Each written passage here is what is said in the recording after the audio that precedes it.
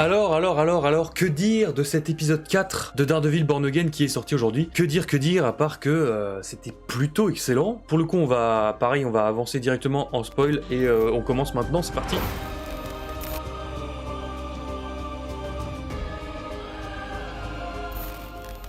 Très franchement, j'ai eu beaucoup de reproches à faire à l'épisode d'avant, qui était pour moi vraiment le point faible pour l'instant de la série. Et pour le coup, je vois que on a une espèce de rééquilibrage, un petit peu comme on a eu sur les deux premiers épisodes. Donc voilà, j'ai trouvé que l'ambiance globale était plus similaire aux deux premiers. Alors cet épisode était assez intéressant, j'ai trouvé même niveau mise en scène, niveau plan, on va parler d'abord de ça. Les plans, je trouve, de transition ou de, comment on appelle ça, des rustines un peu de plans, ou vraiment plans fixes sur des petits trucs un peu de la ville, des ponts, des grilles de magasins fermés, des gens qui passent. Je les ai trouvés assez intéressant pour raconter un peu l'histoire de la ville, ce qui manquait beaucoup à l'épisode 3. On a vraiment cette esthétique de on est à New York, on nous le rappelle constamment, et ça fait du bien parce que la ville est de nouveau assez vivante et on est au cœur de cette ville pendant cet épisode et ça fait plaisir. Pour le coup, le temps d'écran entre Matt et Fisk sont de nouveau très bien répartis, donc ça c'est assez cool. On a vraiment un développement parallèle des deux côtés. C'est assez sympa. Le côté Matt Murdock est très développé, du coup, vraiment beaucoup plus que son alter ego Daredevil, qui est pour l'instant toujours pas là. Et c'est tant mieux, parce que vraiment, ça prend son temps, et on sent que la saison 2 va être nécessaire pour ramener tout ce qui va être vraiment climax et tout, je pense. Parce que là, on essaye un petit peu... Ça me rappelle légèrement le chemin que prenait la saison 1 de Netflix, à savoir que le Daredevil des comics avec son costume rouge n'était là que à la toute fin de l'épisode 1 de cette série-là, quoi. Enfin bref, on a beaucoup cet aspect de Fisk qui se dévoile, donc, pour parler d'abord de lui. Fisk, on est sur un maire qui commence un petit peu à dévier de son rôle, tu vois, il a sa route professionnelle, il commence à en avoir un peu marre, il commence à faire des déviations légèrement, donc on a ce côté très protocolaire, très oui, il faut brosser les gens dans le sens du poil, machin, ça c'est un truc qui va l'énerver assez vite, je pense, j'ai l'impression. Donc voilà, il écoute des gamins chanter dans une école, ça clairement ça lui casse les couilles, il s'arrête avant la fin, quoi. Très pareil, il a un truc à faire, une réunion obligatoire où là il va parler avec la Lettonie qui l'a élu, enfin bref, pareil, des chants, enfin il en a ras le cul de ça, il en peut plus. Et pareil, on a son côté un petit peu son côté plus bestial qui ressort, on a beaucoup de cris, beaucoup de personnages qui crient dans cet épisode, ça fait du bien, on se détache un peu du côté tout blanc, tout propre, tout protocolaire qui était l'épisode 2 un peu lisse, l'épisode 3 pardon, et là on y va, là il y a des cris, il y a du déchaînement, ça monte dans l'intensité, on voit, il y a toujours cette petite musique un peu de limite, musique un peu d'horreur j'ai l'impression, par moment, sur certains plans,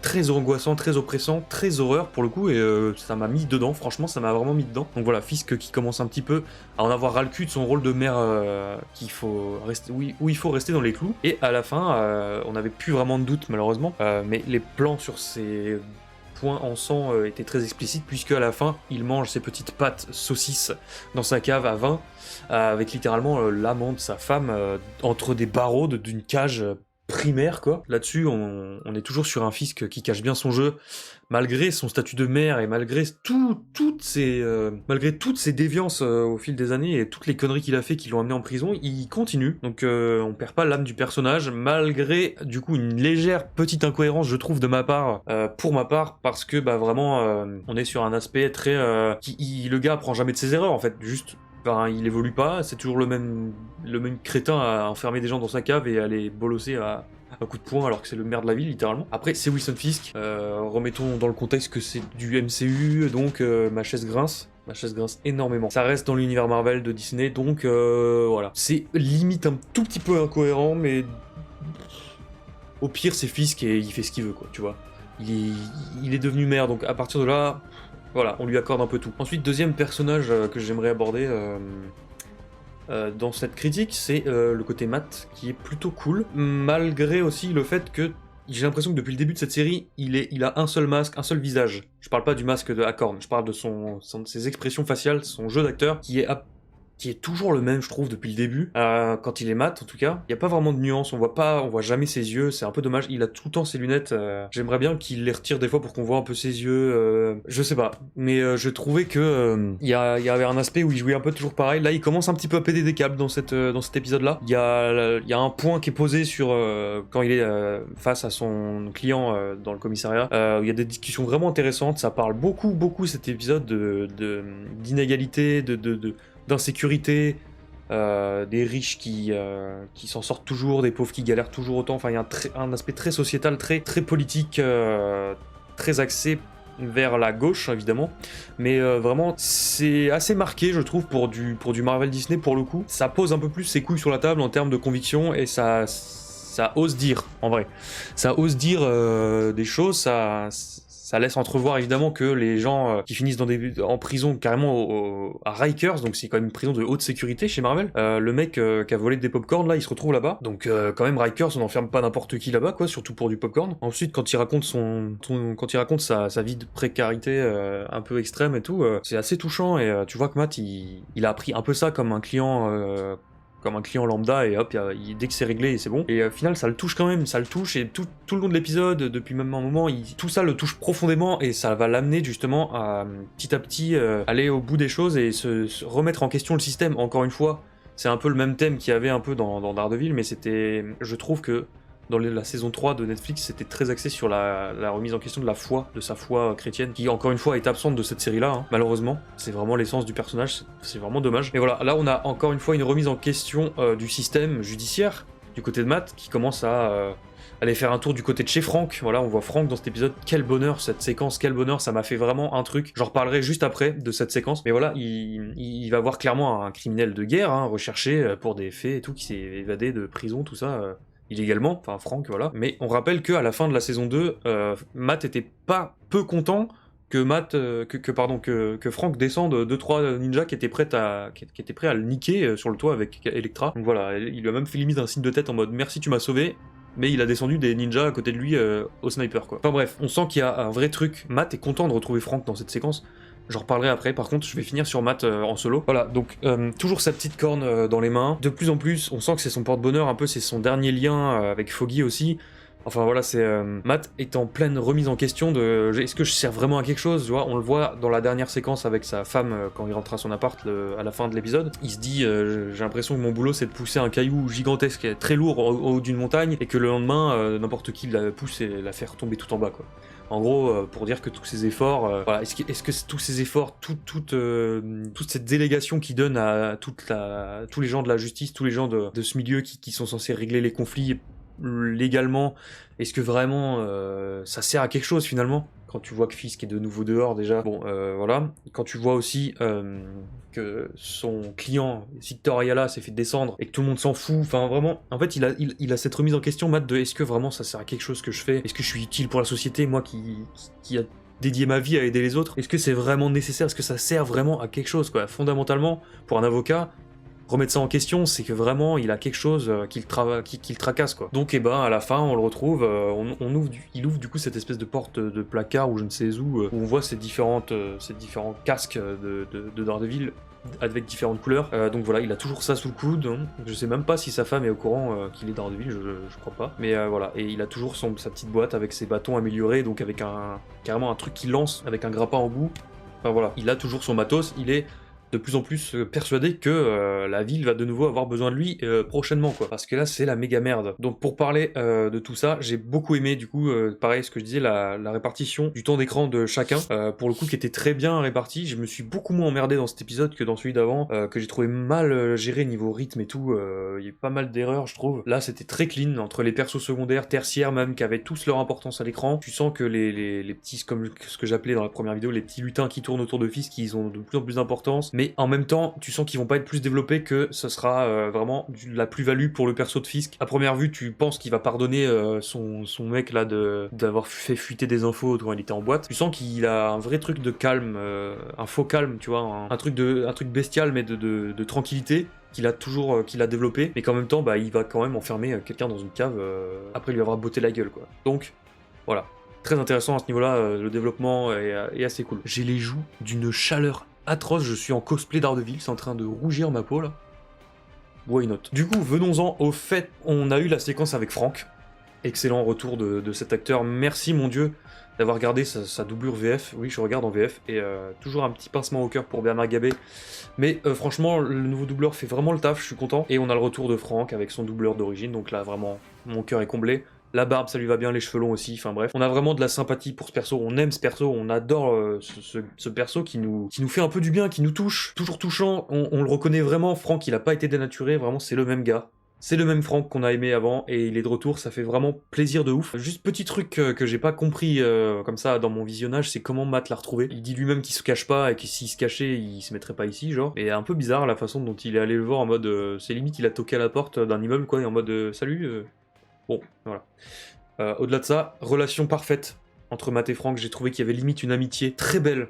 Après tout ce qu'ils ont traversé ensemble, franchement, ça m'a fait plaisir. Avec tous leurs différents sur leur façon de gérer leur trauma dans la vie, vraiment ils sont pas faits pour s'entendre, et pourtant il y a quand même cette sincérité, cette bienveillance entre eux. Ils veulent se tirer vers le haut chacun de leur côté avec leurs conseils, leurs bons, leurs mauvais conseils, mais t'as un vrai truc de petit diable sur l'épaule, les petits anges d'un côté. Enfin, il y a vraiment un truc de bienveillance globale et de sincère, il y a un vrai sincère respect pour ces deux persos entre eux, que je trouve vraiment génial, quoi, pour le coup. Ça, c'était vraiment très très sympa de retrouver ce moment. Donc voilà, Franck, honnêtement, cette séquence m'a fait tirer les larmes, parce que vraiment, je suis fan absolu de cet acteur, de ce perso qu'il incarne, de cette relation qu'ils ont, de la série de base en général. Donc voilà, très très fan. Moi, quand ils ont parlé de Foggy, quand Matt a commencé à pleurer, je l'ai suivi littéralement, j'avais les yeux tellement humides.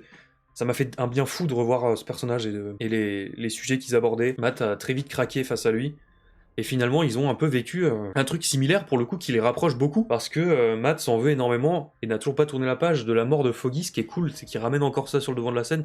Il n'y a pas eu un épisode depuis le début où il n'en parle pas, et je trouve ça génial, pour ne pas balayer tout ce qui a été fait par Netflix salement par Disney comme ça. C'est vraiment chouette. Donc on a vraiment ce truc de Matt qui n'accepte pas cette mort, qui a toujours cette petite corne là près de lui, et vraiment le fait qu'il craque devant Franck et qu'il parte en larmes, c'est vraiment... Ça a été un poids libérateur, franchement, pour les deux, parce qu'il y a eu cette séquence hyper touchante, rappelez-vous, dans la saison 2 de Daredevil, où Franck, assis contre une pierre tombale, raconte la ref de Piécette et Petite Monnaie, sa petite comptine là qui chantait, et Matt est de marbre devant lui, même s'il est très touché, ça se voit, avec son masque et tout, ça arrive à être transcendant, mais il avait pas les larmes, il était encore dans son truc de tu fais du mal aux gens et c'est toi qui est en tort. Là vraiment, il y a eu un craquage qui m'a fait vraiment... Ça m'a fait faire un parallèle dans ma tête entre ces deux moments où hyper triste, où il a pas craqué, et ce moment-là où il a vraiment vécu le truc, et là il sait de quoi parle Franck. Et d'ailleurs c'est pour ça qu'il est venu le voir, parce qu'il n'est pas, il est pas venu voir Franck parce qu'il y avait la tête de mort sur la douille. Il est venu le voir parce que il se dit putain, remets-moi les idées en place parce que je vais finir par te rejoindre. Et toi et moi, on sait que c'est pas la bonne solution, quoi. Même si Franck a l'air lui persuadé que ce qu'il fait c'est pour le bien.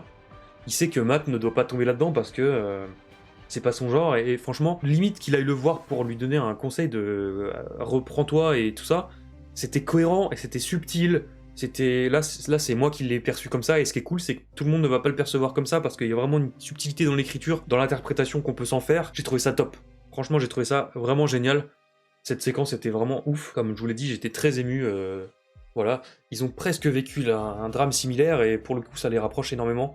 Et j'ai adoré cette séquence, vraiment j'ai surkiffé. Que dire de plus, on a de plus en plus les espèces de graffitis qui servent aussi de rustine et de transition entre quelques séquences. Les peintures de Muse, donc on voit sa signature en premier lieu, on voit sa signature sur un mur écrite de façon un peu stylistique, très cool. Et on voit ses peintures avec le Kingpin, avec aussi à deux ou trois reprises on voit un tigre blanc avec des ailes, voilà, pour la mémoire de White Tiger. Et à la fin, on voit que le bonhomme chope des gens dans la rue et les vide de son sang pour peindre avec.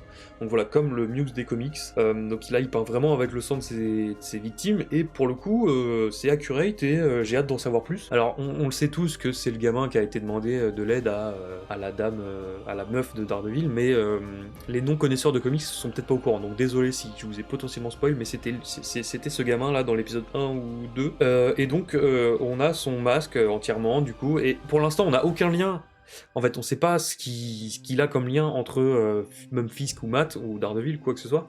C'est juste un mec encore à part qui a son truc qui se développe de son côté. Et j'imagine que la conclusion de la série se fera autour de tous ces gens qui se regroupent ensemble pour délier tout ça. Et pour l'instant, c'est encore un peu flou, c'est cool, ça laisse des suppositions. C'est pour ça aussi que cette série, je pense, méritait sa sortie hebdomadaire, pour qu'on ait le temps de cogiter, de supposer, de faire du contenu autour de ça, voilà, pour un petit peu se faire sa propre théorie. Et je pense que Muse aura vécu un drame important qui sera lié à Daredevil ou à Fisk, ou les deux. Et donc je pense que ce sera intéressant de mêler tout ça à la fin. Petit aspect technique, j'ai trouvé les plans sympas. La CGI, il y en a eu un petit peu, il y a eu 2-3 fonds verts, notamment quand Matt est sur un toit au début, que j'ai trouvé joli. J'ai quand même capté, évidemment, c'était un fond vert. Mais je l'ai trouvé assez beau, pour le coup rien à dire, j'ai hâte de revoir du combat vraiment bien fait et tout ça. Franchement, donc voilà, là vous avez les notes des précédents épisodes qui s'affichent là. J'ai été un peu salé avec l'épisode 3, mais franchement je m'attendais quand même à beaucoup mieux, j'avais pas envie qu'il y ait de creux quoi. Quand on compare avec Netflix, aucun épisode n'était un épisode creux, là ça m'a fait chier. Voilà, donc pour cet épisode là, sur 10, ça part sur un... Ouais... Je pense qu'un solide 7 sur 10, c'est une très bonne note, je pense. 7 ou 8, voilà, parce que vraiment la séquence avec Frank m'a tellement touché que ça reprend un point en plus, et je pense qu'on est autour de 8 sur 10 pour cet épisode. Voilà, je pense que c'est ça. Un petit 7, un plus gros 8, voilà, entre les deux, mais pas jusqu'à 7,5, un bon 8, voilà. Cet épisode, c'était clairement un bon 8. Encore une fois, un épisode avec aucun moment d'action vraiment véritable, beaucoup de parlotte, mais... un bon développement des personnages. Cet épisode, c'est l'épisode où on développe plus les personnages, on va un peu plus en profondeur, même si ça reste un peu trop en surface par rapport à Netflix. Je trouve qu'on est encore un peu trop en surface, un poil trop. Mais voilà, pour moi, très bon épisode qui fait vraiment plaisir. Donc c'est à peu près tout ce que j'avais à dire sur cet épisode. Je réfléchis, j'ai pas pris de notes pour le coup.